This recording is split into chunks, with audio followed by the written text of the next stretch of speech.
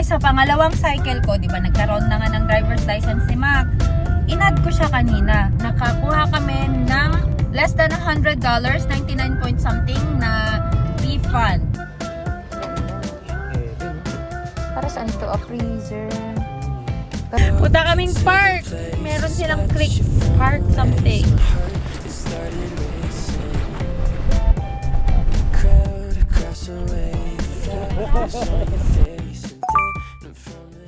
Take 100 mga sis. Kanina pa ako nagsasalita, dami ko nang na-explain, pero yung ating camera po ay hindi ko alam anong nangyayari. Kailangan na yung bagong memory card. Lagi siyang nagme-memory card error. But anyway, what I was explaining a while ago, ulitin ko na naman. Nakuha nga ni Mac yung license niya ngayon. Na-add ko na siya ngayon sa car insurance. Dapat pala noon ko pa siya na-add kasi pwede naman pala yung international driver's license. Not the international, I mean the Philippine driver's license. Dun sa pag-add ng drivers or sa insurance. By the way, I am using the insurance na Progressive. Kung pupunta kayo dito sa US, you might want to hear this thing. Ayan. So, si Mac, pwede siyang mag-drive dito up to 3 months dito sa States kahit wala pa siyang US driver's license. So, tip number 1 sa mga papunta po dito sa US, kumuha na kayo ng driver's license kahit mahal. Ngayon, ewan ko ba kasi yun sa LTO, nanggigigil din ako. Di ba parang magano, schooling ka? Something like that. But anyway guys, it's all worth it kapag may license na kayo na darating dito. Kung may budget kayo, try na kumuha na kayo ng driver's license nyo sa Pinas, okay? Kasi number 1, makakapag-drive kayo agad-agad dito sa US kapag may driver's license kayo sa Pilipinas. So, kunyari, dumating kayo dito, may kamag-anak kayo na mayroong car, pwede na kayo mag-drive dito. Ayun. So, hindi kayo magiging pabigat sa mga kamag-anak nyo na pinagdadrive kayo sa iba't ibang lugar. So, kahit kung may mga extra sasakyan sila, so kahit nasa work sila, at least you can drive around town habang nag-aantay pa rin ng work. Pangalawa, mas mababa ang car insurance ninyo kung mas matagal na ang driver's license nyo. Kagaya sa amin ni Mac, ang mistake ko guys, this is my second cycle already ng aking insurance. So yung first cycle ko is, that's the sheriff. That's the real sheriff. No. Ay, ginanong ka? Oo. Sabi niya, wait, isa pa. Babalik ako. Sa first cycle ng aking car insurance, ang nilagay ko doon, yung age ng aking driver's license is less than a year. Kasi akala ko, ang kinicarry lang nila is yung driver's license ko nung dumating na ako dito sa US. Yun pala, hindi ko kasi pinindot yung help. Yung parang description niya, may maliit doon na help. Para makita mo kung anong ibig sabihin doon.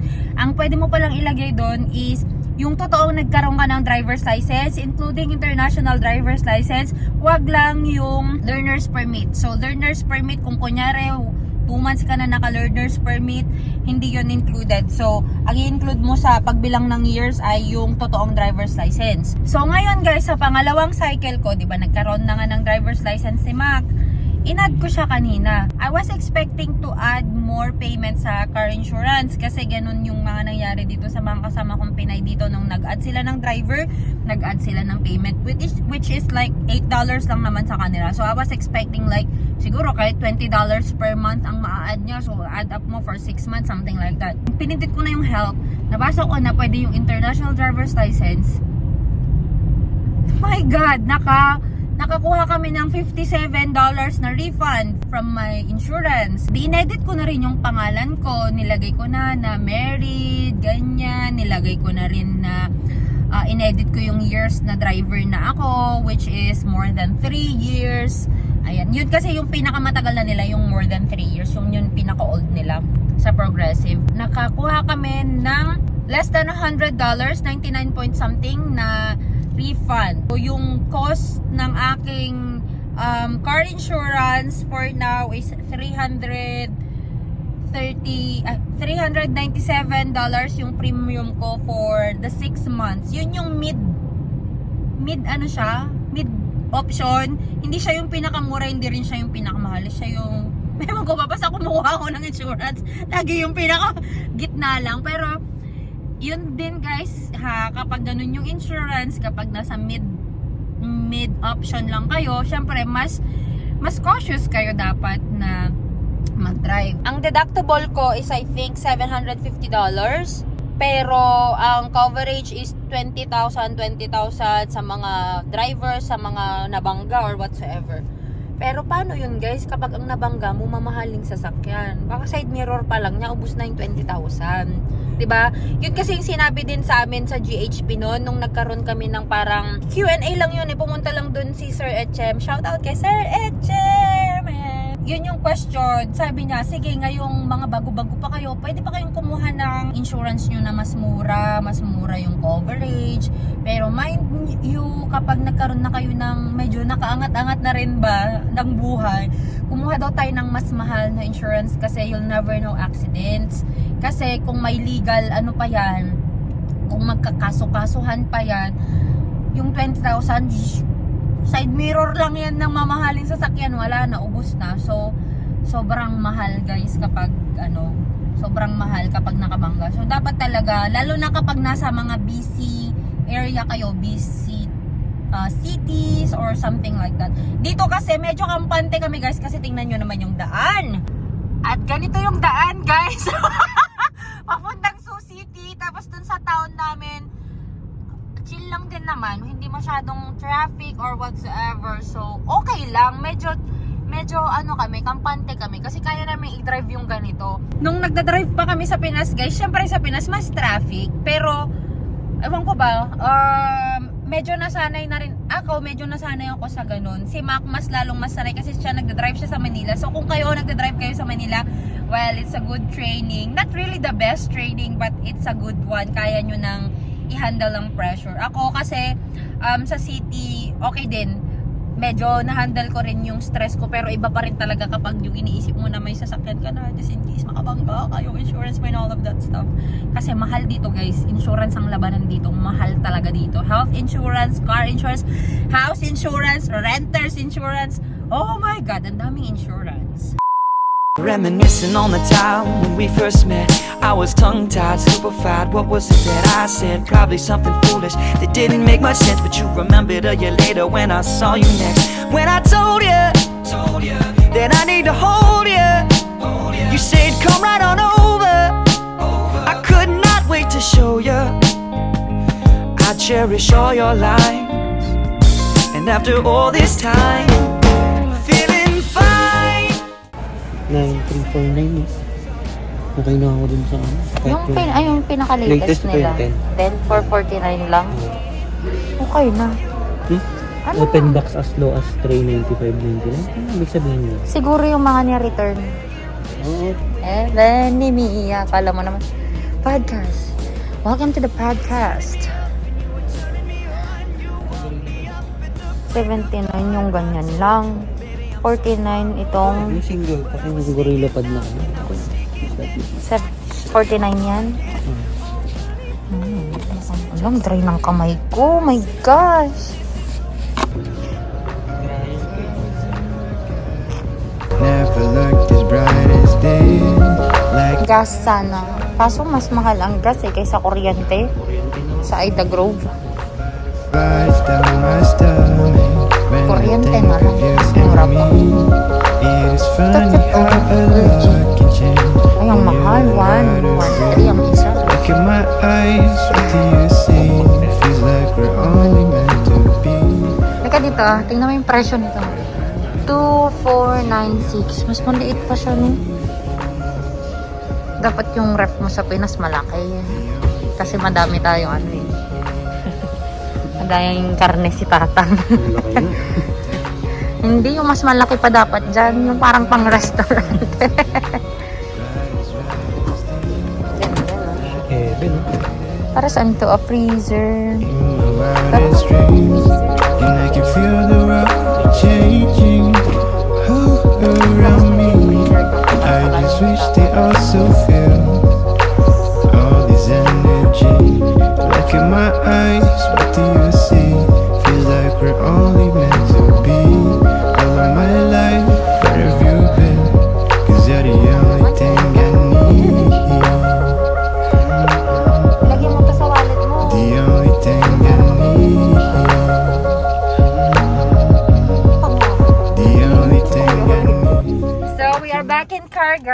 malis na kami sa Best Buy. Magastos doon. Kung ano-anong napupulot namin. Ay, Diyos ko. Nakakapobre ang lumabas. Pick up lang ng uniform ang usapan. Ang nangyari kung ano-ano na naman ang nabili. Alright guys, testing po tayo ng bago nating memory card. Isang kababayan na naman po natin sa Amerika ang nabudol ng memory card. Salamat po pala sa mga nanonood ng vlog ko from GHP na nakakakilala na sa amin bago pa dumating dito. Nakakatuwang malaman na nag-message siya sa akin si Ate She kanina. Hindi ko alam, di niya binanggit kung anong pangalan nung nagsabi na before pa daw sila dumating dito sa US, kilala na daw nila si Ate She kasi nurse yun from GHP na na-deploy sa Georgia. Ang dami nila sa Georgia. Kilala na daw niya si Ate She before pa siya nakarating ng US dahil daw sa mga vlog. Sample naman ng TikTok, Ate She. But anyway guys, thank you so much guys sa panonood. Makapal yung mukha ko pag ganito, pero kapag yung sasabihin na, oy, nanonood ako ng vlog mo, or oy, nagva-vlog si ganito, si ganyan, nag-upload siya, nahiya ako sa ganun. Huwag mo na lang akong sabihan na, ay, napanood yung vlog mo para friends tayo na. Ay, nahiya kasi ako. Baka dapat kunin ka na ng GHP baging ambassador. Ayoko na ganun kasi may nagsabi nga na very promo daw yung video na ginawa ko. Ako kasi guys, talaga pag maganda yung experience ko sa isang service or what, magaganda talaga yung sinasabi ko. Pero alam naman ng GHP yung mga pagkukulang na nila na sinabi ko. But anyway, but with the contract so far ayan, gagawa na naman ako ng update regarding COVID na nangyari sa amin. So, ayun guys, sa mga hindi nakakita na na-COVID ako, yan, panoorin nyo next yung kung anong nangyari sa COVID, ano yung bayad, ganito, ganyan, paano yung sahod ko, and all of that stuff. Hello ka guys, kakrave kami ng Panda Express. Di pwede mag-dine in. So, order tayo online, tapos pick up na lang natin. Wait lang, pati McDo, walang dine in.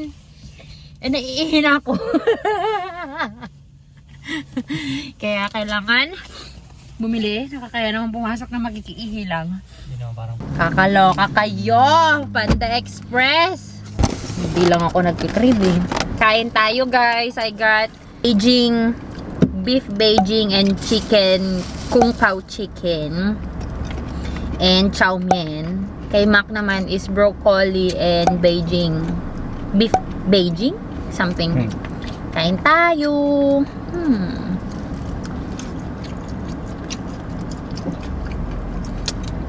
Masarap talaga na itong beef na to. When I take myself to Tuscany, Italy, riding on a Vespa in a sunflower field, yeah, warm wind blowing and birds are singing in cypress trees.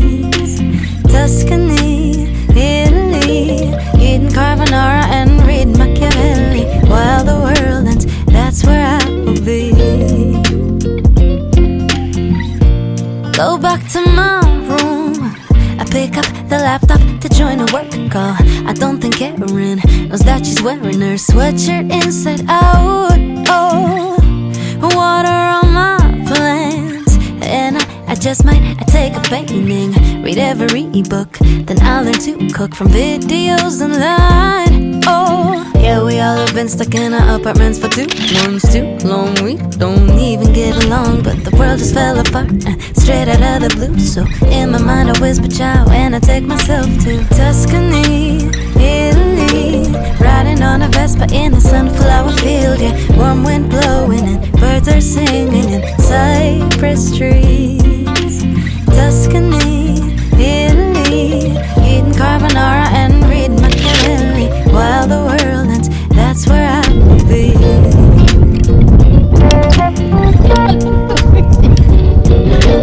Hey guys, so we are now going home. Nakaka-receive na kasi kami ng severe weather warning. Magkakaroon ng thunderstorm sa Ida Grove. Feeling ko nandyan na siya kasi madilim na ang langit. But anyway, excited kami na bumalik dito sa summer. Kasi ngayon, hindi pa siya ganong maganda. Wala pang dahon yung mga puno. So, we will be back here next time. Nag-survey na kami na kung saan kami pwede mag-picnic. Gano'n lang kasi kami. Mahilig kami sa mga picnic. Mahilig kami sa mga picnic. Ganyan. So, meron na dito sa Battle Creek, tapos sa Storm Lake, pero mas malapit dito sa Battle Creek, mas maganda pa dito. No, mahal no? In fairness, mas maganda yung view dyan. Tapos sa Moorhead Park sa Ida Grove, di pa namin napupuntahan. We're planning to go sana tomorrow, kaso mag-snow. So, wala. Next time na lang. Naku, next week may duty na rin siya. May work na siya! Congratulations! Good job! Nakarating din ng SSN! Thank you so much guys for watching, and I hope you enjoyed watching this video, and let us now proceed to the shoutout part of this vlog. Hey everyone! Thank you so much for reaching this part of this vlog, and of course, magsha-shoutout na naman po tayo para po sa mga nag-comment po sa aking vlog na my first Christmas here in the USA with the MedTech friends. Ayan, kasi sila lang mga friends ko dito. And shout out po kay Renz, Mia, Joy. Wow, ha? Almost the same tayo ng pangalan. Ngayon ko lang na-realize, ha? And then kay Chatty V.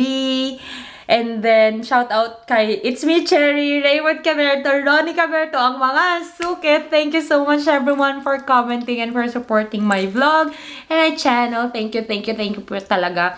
And I hope you were not only entertained, but I hope you learned something on my vlogs. And yun guys, kung hindi pa po kayo nakakapag-subscribe sa aking channel, please do subscribe and hit the notification bell button para lagi kayong ma-update for my new videos. And of course, if you haven't followed me yet on my Instagram and on my Facebook, the name is Shreya Mia, and I'll talk to you guys on my next one. Bye! I think it's sweet, she sometimes winks when she laughs.